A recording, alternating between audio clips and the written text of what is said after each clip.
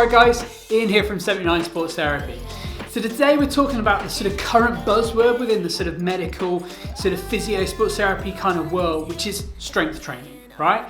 We're kind of seeing it prescribed for everything, so everything gets fixed with strength training. But the issue is that the debate hasn't moved on from it being strength training as a very broad umbrella, as a sort of term, as opposed to why are we prescribing strength training and what component of strength training are we looking at? So today we're going to sort of deep dive a little bit more into sort of our way of sort of thinking about this, thinking about the sort of different kind of components and all the sort of subcategories. Okay, let's go and take a sort of slightly deeper dive on it. All right, so component number one of strength, force production. Look, I think force production is kind of that thing that we think of when we think about strength. That's the kind of go to the gym, pick up something heavy, put it down again, pick it back up again. But again, I think it's really important to kind of consider sort of what we mean by force production. Look, you can get force production, good force production, just by picking up stuff. We don't have to go absolutely maximal. Doing our sort of 3 sets of 10, we're going to get force production. But nailing down the science of it, nailing down our understanding of actually what do we get when we think about optimal force production, I think that's really important from our point of view. As sort of medical professionals, because I think we often get that wrong, right? The sort of common is that we prescribe 3 sets of 10 for everything, regardless of. But I think even from a sort of PT, from an S&C point of view, again, thinking about what do we need to kind of get out of this athlete? How are we going to sort of get them to progress? So if we're thinking about force production, we need to manipulate sort of sets and reps. So our kind of gold standard for our kind of force production outputs, force production sort of goals, is our 5 sets of 5 reps at 5 rep max. Okay, so we're going really maximal, really heavy, really mid within that sort of strength rep range. That's our kind of gold standard, but as I say, there are so many different sort of variables that you can then sort of throw at it. The body really likes sort of variable sort of stimulus. So actually that 5 rep max is not an absolute sort of go-to. You can definitely sort of play around with that. But as a kind of gold standard kind of program, sort of programming, that's kind of our kind of starting point. But I think again from there, I think it's really important to actually understand that there are subcategories within this, right? It's not just everything in the gym, go and do 5 rep max, you'll get strong, you'll produce force. So when we think about it, in a sort of all the sort of subcategories as we move down, recruitment. How does the body work? Are we recruiting the musculature in the right way? Are we maximally recruiting, or are we sort of compromised? And again, this is where we then start to then bring in a little bit sort of possibly mobility as sort of mobility modalities. Sort of within that, sort of subdividing that sort of further, actually we start to think about sequencing. I often refer to it as sequencing as opposed to motor patterning, but motor patterning, sort of movement sort of drills, that all that kind of side of things, like how do we move? So if we think about a squat, if technically you're compromised because your sequencing is out or your motor patterning is out, your movement skill is sort of quite poor, then actually hitting that 5 rep max, actually are we sort of better off working down at this end, so working on the sequencing, working on the technicals before we then start to go towards actual force production side of things. And the same applies as well with the last one, positions. So we need to get good positions. And again, the positions kind of drive the sequencing drive positions. So actually getting those sort of bottom 3 right, so good recruitment, good sequencing, good positions, drives our ability to hit 5 rep max, right? So when we think about force production, don't just go straight in and think, let's just go big. Don't just think, 3 sets of 10, that'll be all right. Actually, can we do that more optimally? So, second one, let's have a little look. All right, subcategory number 2. So for this one, we're thinking about strength endurance. And this is, to an extent, the other side of the scale from force production. This isn't pick one heavy thing up once. This is much more about, can you do it consistently? So in terms of that, obviously the rep range then changes a little bit, right? So we go up to that sort of 12 to 15 reps. It's possibly a little bit more. We start to hit a little bit more that sort of hypertrophic side of things, although obviously often the goal isn't hypertrophy. There's a little bit more of a conditioning element, so it becomes a little bit more anaerobic conditioning. So this is where we need to be sympathetic towards that physiology side of the spectrum. So not just thinking about actually just muscle, how do I grow big muscles, but actually we need to be a little bit more physically fit to kind of do this. So quite possibly, if we've got an athlete that are quite involved in a sort of high level of strength endurance, then actually we may need to sort of subdivide a little bit of time for actually getting physically fitter. So, doing some aerobic conditioning, so some longer, slow stuff, or a little bit sort of anaerobic conditioning, just to allow us to kind of sort of underpin this. So again, having that idea of that sort of subcategories of not just kind of what makes up strength, but then as we then subcategorize that further, what makes up that component of strength. So if strength endurance is our goal, we may need to do a little bit of physical conditioning to allow us to improve this.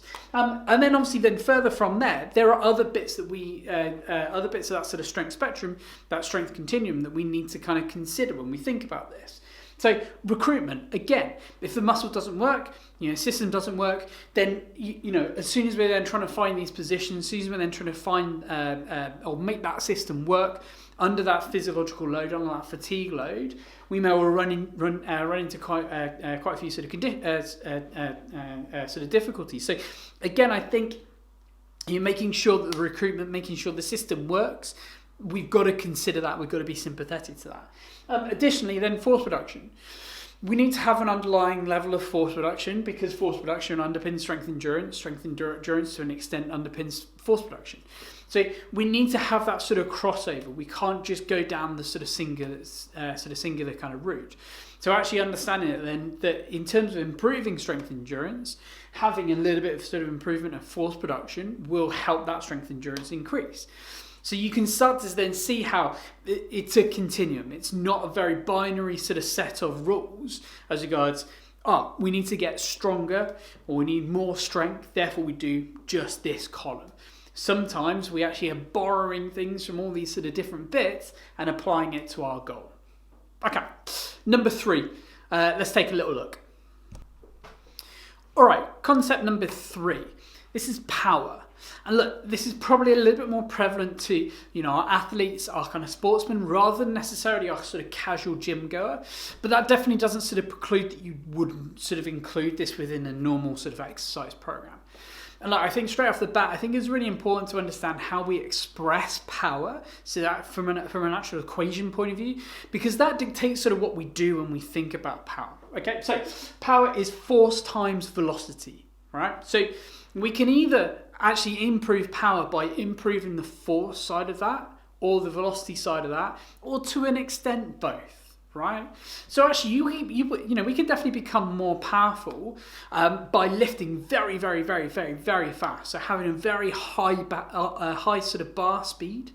However, we can also then become more powerful by having possibly a slower velocity of bar speed, but a higher force production. Okay, and I think it's kind of this thing that kind of allows us to think of power not as being a sort of single sort of subject, but a little bit more of a kind of spectrum of ideas, right? So we can improve power by doing like a 1 rep max squat. Very, very explosive, trying to really explode through the bar. That would become, how we sort of influence the force side of that equation. But we can also then sort of improve our power on the velocity side by doing something like a box jump, which the force production is a little bit lower, but the velocity is a little bit is obviously a little bit kind of higher. So it allows us to kind of play around with that a little bit. There are some key fundamentals. So again, in terms of rep range, we're down at that sort of 1 to 3 rep side of things. So very, very explosive. We're not doing any of this to fatigue. This is all about quality, very explosive sort of output. Obviously, the movement is explosive, right? So, and again, that doesn't sort of preclude that the bar speed has to be very, very, very high all the time. Okay, so sometimes if we're lifting, a 1 rep max squat, let's say for instance, that bar speed is going to be sort of pretty low.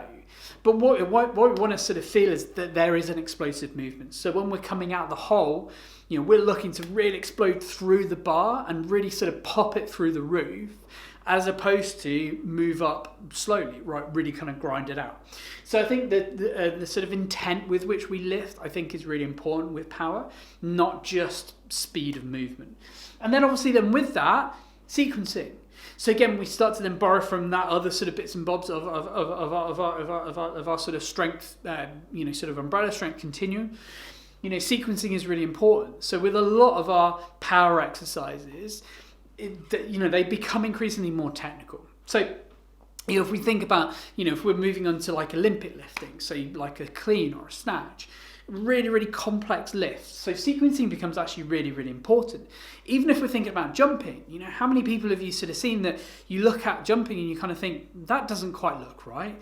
Hands are going in the wrong direction, the way in which the movement sort of takes place, it all looks a little bit clunky. Sequencing is really, really important with that, because a lot of our power exercises become quite high level skills, quite high level movement skills. So don't neglect the sequencing side of things. And again, to an extent, sequencing, there's some recruitment within there, there's some positioning within there as well. So I think actually understanding that, it's not just about just go big, but actually, again, how we do it. So making sure the movement quality is high, I think, is really, really important. Okay, we're going to move on to number 4. Right, last concept. Sequencing. And I think, obviously, from our point of view as sort of medical professionals, like physio, sports therapists, etc., I think it's really easy for us to kind of go straight to this. This is the, how do people move? This is the kind of balancy kind of stuff. This is, the very kind of, easy stuff to do in clinic. And I think, as I say, it's really easy to kind of prescribe this kind of stuff and forget that sometimes we just need to go and sort of pick something up. And look, this is definitely part of the strength spectrum, and I think it's really important to understand that. This isn't me sort of saying, totally neglect this when we talk about strength. This is like something else. Strength is just picking up stuff. But I think it's really important to actually understand the place that this has within that spectrum. Okay, so sequencing, what are we talking about? Well, it's all the sort of stuff, as I say, that sort of builds up how we move. So, sort of motor patterning. That's what's often referred to as sequencing. Motor patterning being obviously like how a movement takes place. Obviously within that, movement control. So your control of movement, obviously really, really important. Again, recruitment pops up everywhere, but again, I think it's really important. And that, again, that's not to say that we spend ages telling people to kind of squeeze their glutes or what have you. But again, just making sure that that system works, I think, is really, really important. And then obviously then within that, proprioception kinesthesis, our understanding of where we are in space, that again underpins our ability to kind of control movement, to get better movement patterns, to sequence better. And as I say, I think it's really important to understand where this sits within that continuum. It'd be very, very easy for us just to do this stuff, because this stuff is the stuff that we do, inherently very, very well as sort of medical professionals, right? This is our, do a glute bridge, or this is our, squeeze your glutes and lift your leg. This is our stand on one leg kind of stuff. All stuff that's very easy to do in clinic, and I think we do hinge a lot of our sort of rehab work on this, right? I'm going to tell you a little bit of sort of anecdote. Recently, we've been working with a sort of golf player who's been really struggling with his sequencing. And we kind of identified that there was a little bit sort of, how he kind of triggers the movement and how he gets into kind of his kind of hitting zone. So we've definitely been working a little bit on this. So again, finding space to move, really understanding patterns, etc., etc. But then, sort of categorising off of that, because he's been sort of finding an awkward position to hit from, we've not really been focusing on any strength, or he hasn't been focusing on any strength, definitely not sort of appropriately. So we've been doing this stuff because he's needed to find position. But then from that, it's also, again, how does he then produce force? And then obviously then with that, force then becoming the power. To an extent, strength endurance, although as a kind of golf player, actually strength endurance is less of a sort of important factor. But again, there's a little bit of sort of notion around that.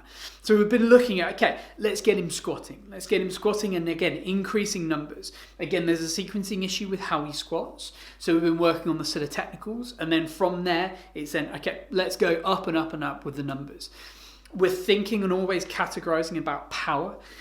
So the way in which he squats is very explosive, because if you think about it, if he's going to hit a driver, he wants to hit very, very explosively. So we're going to think about a very explosive movement rather than just grind it out.